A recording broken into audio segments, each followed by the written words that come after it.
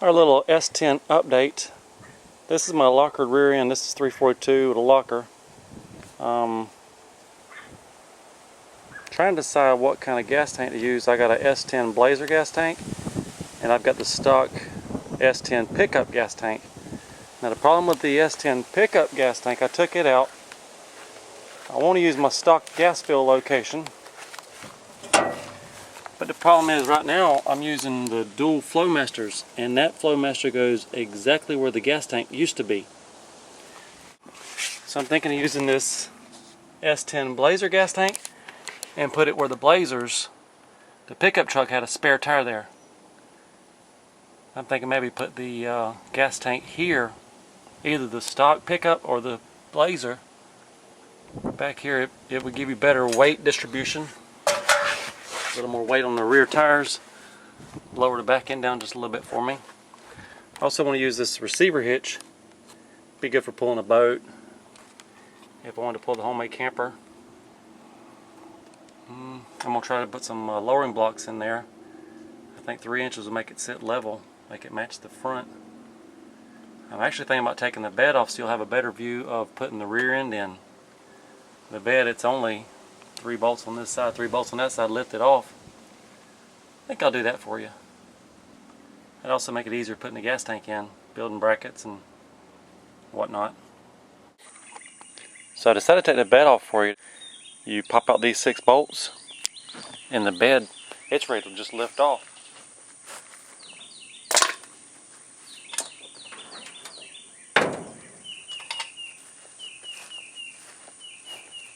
Just gotta find a way to lift it off by myself. When removing your bed, don't forget to unplug your taillights and unhook your gas tank. Yes, mine's already unhooked.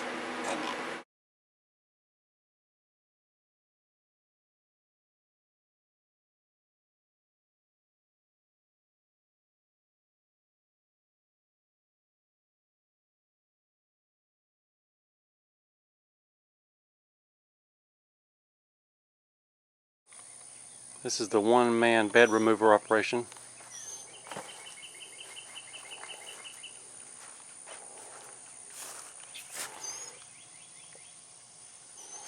So far so good. Now you can call it a bed off restoration.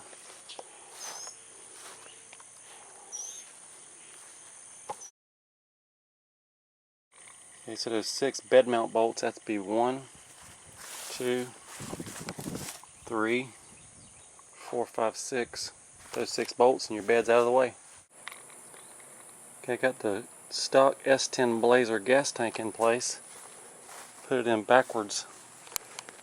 Got the fill coming in here. Got to do some kind of quick 90. And then run it across over to where the stock fill location is. Where the old spare tire carrier used to be. Makes a nice place for the where the fuel lines go in.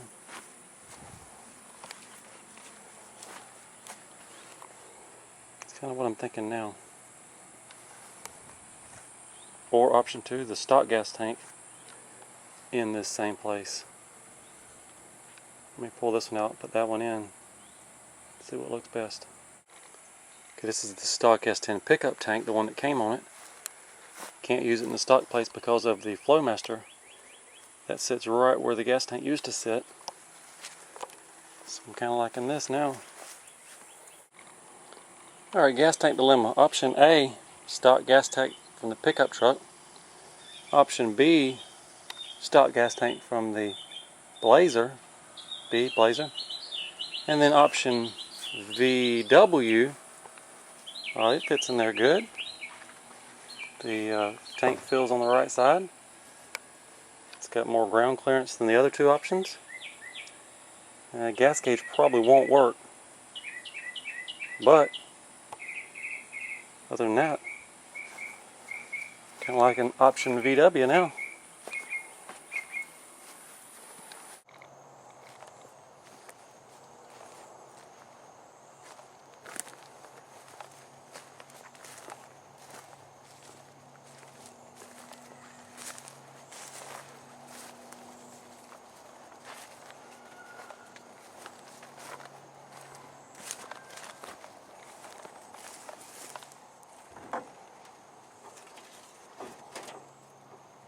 Not the first time I've used a VW tank as a gas tank in a Chevrolet. Put that fuel cell in about 20 years ago. This is my bumper station. I'm going to leave the old heavy stock bumper. That's 50-60 pounds of pure traction there. Maybe redo it and put a little flat black on it. Full of boat. Layers and layers of paint. So there's the VW gas tank. Well, actually that's the VW. Well, I have three. This one I'm using for the mock-up. Right now I've got it sitting on the receiver hitch. Looks like it's going to be a really easy install. The receiver hitch, I'm going to bolt it right to that frame. Boop, boop, boop. And the gas tank sits right on the receiver hitch. On the front side, right through here, I'm going to run a piece of angle iron. And the front of the tank's going to sit on that angle iron. Right to the frame, bolt it down. And the receiver hitch, I was going to jack it up some, but I think it's going to be good right where it is. It was good to me. Put the bump back on, put the bed back on. This old bed frame wants to be a gas tank mount. I'm going to get 38 inches out of this right here. That's good. Now this is how the front gas tank angle iron is going to work. I put a notch. It's one piece. It goes from frame rail to frame rail. One of those two notches just slides into place. I'm going to put a bolt through here. Bolt it on. One difference, it goes down here. And also mark the spot for my receiver hitch with a little spray paint marking. It's going to go right there.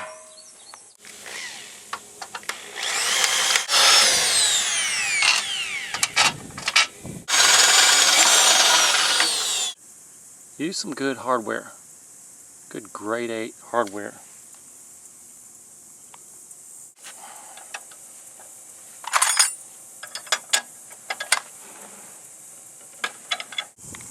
Here I am so far. I've got the receiver hitch mounted, gas tanks in place. That angle iron there, I'm going to have to change that up just a little bit.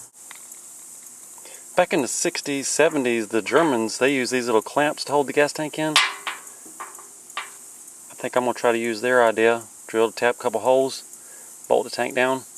Of course, they put it in the front of the car. I'm putting it in the back of the truck. So similar, yet different.